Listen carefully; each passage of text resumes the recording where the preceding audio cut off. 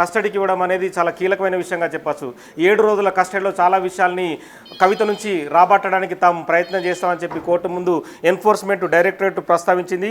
Application under section 167/2 of the CrPC read with section 65 of PML act. So ఈ act అనేది చాలా కీలకంగా ఉంటుంది. Prevention of money laundering act అనేది కూడా దేశంలో ఎవరైతే వ్యక్తులు ఉచితంగా డబ్బును లబ్ధి పొంది ఆ డబ్బును యూటర్న్ ద్వారా మళ్ళీ తమ ఖాతాలకి మరల్చుకోవడం అనేది ప్రతి రాజకీయ నేత చేస్తున్నాడు. చాలామంది వ్యాపారవేత్తలు కూడా అక్రమంగా మనీ సంపాదించడం కోసం అక్రమ మార్గాల్ని వాళ్ళు ఏర్పాటు చేసుకుంటున్నారు. అందుకోసమే సిబిఐ ఎన్ఫోర్స్మెంట్ డైరెక్టరేట్ వాళ్ళపైన దర్యాప్తులు జరిపి ఈ యాక్ట్ని వాళ్ళ మీద ప్రయోగిస్తారు.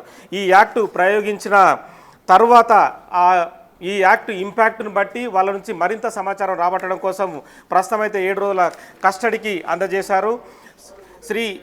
Arrest Shrimati Kavitha in the one of the kingpin. ఇందులో కీలక విషయాన్ని ప్రస్తావించింది enforcement director. A key conspirator and beneficiary of the Delhi excise policy scam Shrimati K Kavitha along with other members of the south group Sarath Reddy, Raghav Magunta and Magunta Srinivasulu Reddy మా MP conspired with the top leaders of AAP and gave them kickbacks to the tune of 100 crore and exchange to under favors in the Delhi excise policy formulation and implementation. Srimati K. Kavita architected deal with CM Delhi government Shri Arvind Kejriwal. So ఇందులో అరవింద్ కేజ్రీవాల్ పాత్రను కూడా ప్రస్తావించారు. ఇవాళ అరవింద్ కేజ్రీవాల్కి సొంత పూచికత్తు 15,000 bond పైన అతనికి bail ఇచ్చారు. కానీ బెయిల్ ఇచ్చిన తర్వాత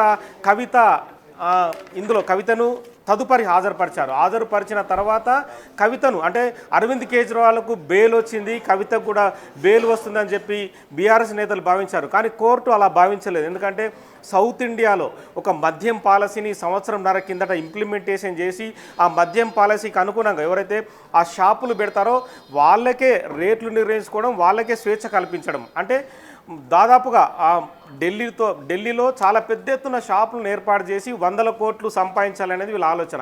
ఆ ఆలోచన క్రమంలోనే కవితకు ఆప్ నుంచి సమాచారం వచ్చిన తర్వాత కవితనే మొత్తం ఎంటైర్ ఇష్యూని హ్యాండిల్ చేస్తూ హైదరాబాద్ టు ఢిల్లీ పలుమార్లు స్పెషల్ ఫ్లైట్ ద్వారా వెళ్ళడం, అక్కడ మద్యం వ్యాపారులతో సమావేశం కావచ్చు, మిగతా వ్యవహారాలను కూడా ప్రస్తావించడం.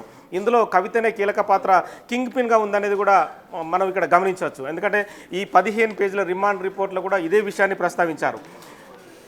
సో ఈ వ్యవహారాన్ని బట్టి చూస్తే కనుక కవిత 7 రోజుల కస్టడీలో అంటే రెగ్యులర్గా తన లాయరు దగ్గరగా ఉంటాడు. లాయరు సమక్షంలోనే విచారణ జరుగుతుంది. ఎప్పుడైతే ఉదయం నుంచి సాయంత్రం వరకు ఆమెను కూర్చుండబెడతారు.